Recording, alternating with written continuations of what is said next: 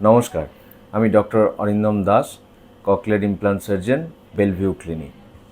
আমরা আজকে যে ভিডিওটি করছি সেটার মেন বিষয়বস্তু হচ্ছে যে এন্ডোস্কোপিক ইয়ার সার্জারি। আজ থেকে 10 বছর আগে, 10 বছর কেন, 5-6 বছর আগেও কলকাতা তথাকথিত ভারতবর্ষের বিভিন্ন প্রান্তরে বা বিভিন্ন জায়গায় যে ধরনের কানের অপারেশন বা হতো, সেক্ষেত্রে এই এন্ডোস্কোপির সাহায্যে কান না কেটে বা স্টিচ না করে অপারেশন করা একটা অসাধ্য এবং খুবই হচ্ছে যে ডিফিকাল্ট একটা জিনিস ভাবা হতো, যেটার খুব কম জায়গাতেই হয়তো এর প্রভিশন ছিল। কিন্তু আজকে এন্ডোস্কোপিক এয়ার সার্জারি খুবই প্রচলিত একটি মাধ্যম কানের অপারেশন করার জন্য। সেক্ষেত্রে শুধু যে কান না কেটে অপারেশন করা হয় বা এটাই মেন বিষয়বস্তু কিন্তু নয়।